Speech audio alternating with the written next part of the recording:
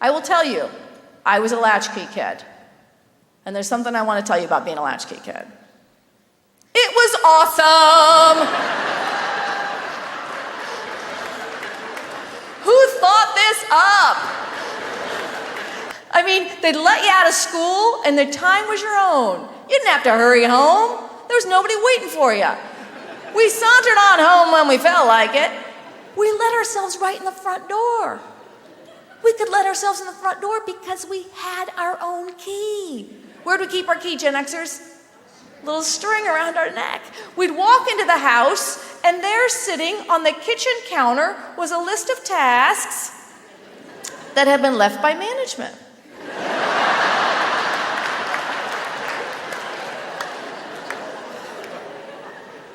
And here are the rules. The task must be completed on time. On time just means for management, management being mom and dad, are due home at 6 o'clock. So they're due home at 6 o'clock. When do we start doing those tasks?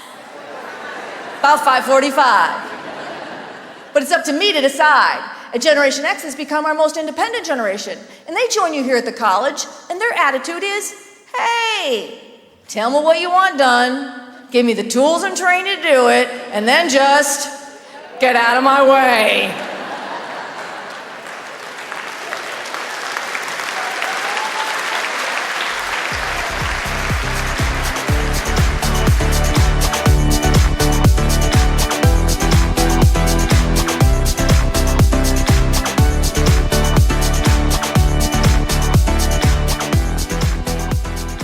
Part of my pre-speech personalization process involves asking my client for a handful of industry experts or people who will be in the audience the day of the presentation to interview prior to the program. These interviews take place on the phone, sometimes in person, and I really enjoy these discussions because what these interviews do is help me understand my client's industry and craft some industry-specific examples for the presentation. But the best part is you gain little insights and sort of some insider's knowledge to what's going on with the group. When I spoke for Sheridan College, I learned that everybody's boss worked on the second floor. In fact, somebody called the second floor a very scary place. This teed up my quote with Sunand perfectly. Sunand and I were on the phone, and I asked Sunand, kind of tell me about what do you do? What's your life like there at the college?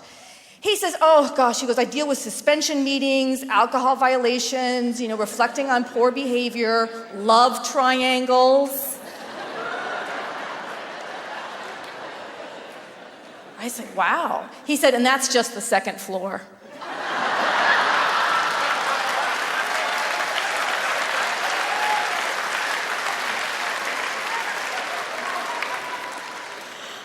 Oh, that's what you told me not to say. I'm sorry. This generation has taken the traditional corporate ladder and crushed it and made a corporate lattice. And it's not about climbing the ladder. And when we say things to millennials like, you need to pay your dues to climb the ladder, that is a disconnect. It's about building your lattice, increasing your connections. Think about a lattice. A lattice has multiple connections. No one connection is more important than the other, but you need them all for a strong structure. The millennials want to talk about the relationship they have with their employer. He said, we got rid of annual reviews. He said, because the young people that are working for me today, the CNAs that are working for me today, do not care about what happened a year ago.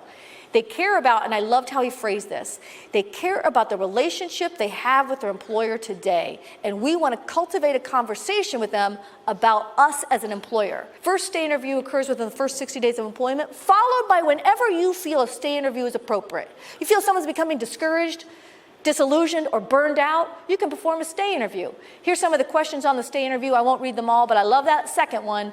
When was the last time you thought about leaving your job, and what was the cause of you thinking about leaving? He said, we want to have that conversation before it's too late.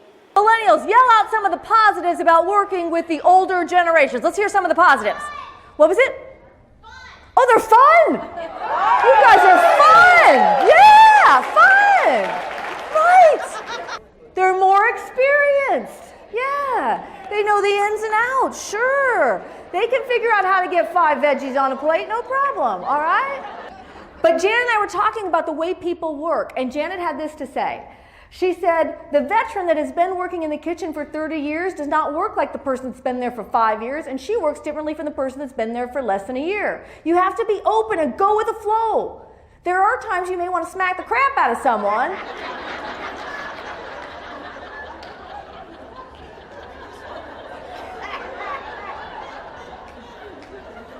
Those of you sitting at Janet's table might want to be aware of that. I do not want people thinking, I cannot do what Meagan suggested because our company's too small, or we don't have the budget, too much red tape. Following my presentation, participants will have real-life action items they can take to improve their multi-generational relationships both at work and at home. Littleton Schools, Littleton Public Schools for 2 years. You know, Sarah's working away, and Sarah calls this person over, and Sarah says, I think if we move this, change this, flip this, turn this, it'll be bigger, it'll be brighter, save us money, save us time, the parents will love it, the kids will go crazy for it. What do you think? Wow. Sarah's very excited.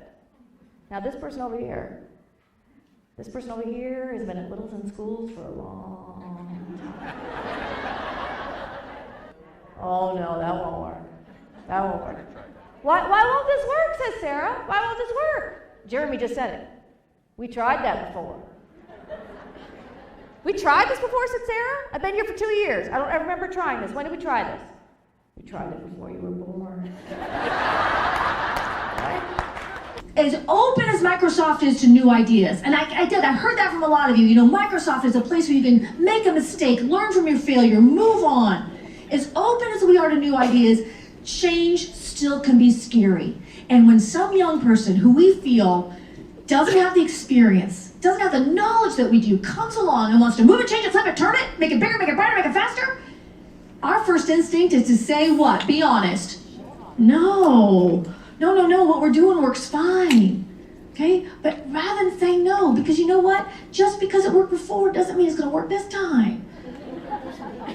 So here's 4 questions you can ask yourself. You got a millennial who wants to move it, change it, flip it, turn it, make it bigger, make it brighter, make it faster. Rather than saying no right off the bat, ask yourself, whatever they're suggesting, whatever they want to try, does it negatively impact cost, quality, safety, or service? Does it negatively impact cost, quality, safety, or service? If the answer is no, that's your little red flag to say, all right, let's try something different. Now, I will tell you, I obviously thought twice about using the iPhone joke here, okay? But whoops. Boy, he was angry about the iPhone joke, sorry. All right, give me another positive, yes, flexible. They're still enthusiastic because their dreams haven't been crushed yet.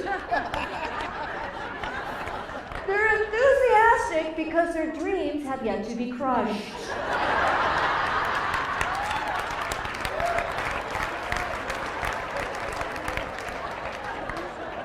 My interest in how multi-generations work differently stemmed from my own frustrating experiences I had following college graduation. Following college graduation, I got a good job with a well-known company. You probably have seen their products in your grocery store. It offered a solid pay package, good benefits, even had a company car. My parents were thrilled to get me off their health insurance. My managers, however, both who came from a different generation, didn't seem to understand what motivated me or how best to communicate.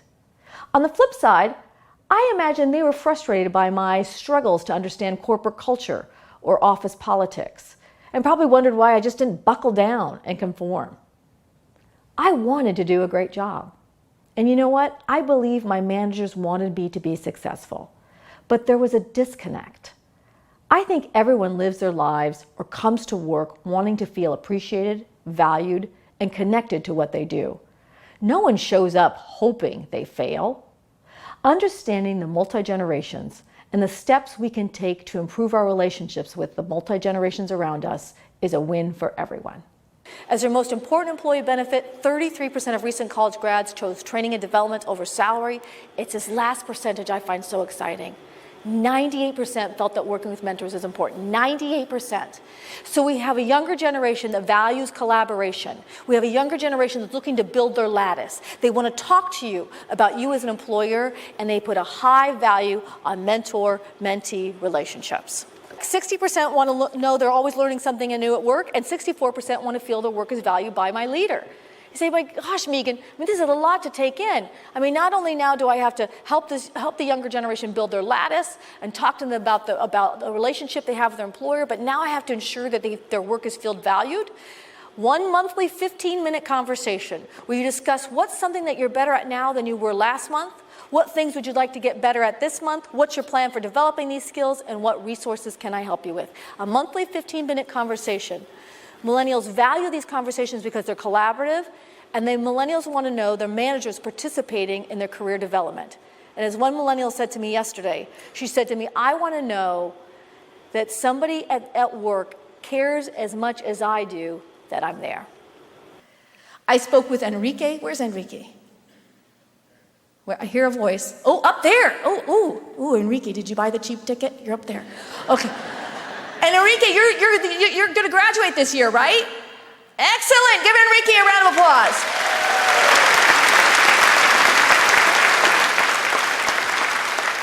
Enrique said this to me. He said, I think your values should be aligned with the company you work for. I want my work to be meaningful and appreciated. I want to know there is purpose beyond just the task that is helping and impacting people. This may be a lot to ask for. I have a good friend who has a good paying job and he is miserable because he does not feel appreciated. At the end of the day, it is not the money that matters, but the impact you create.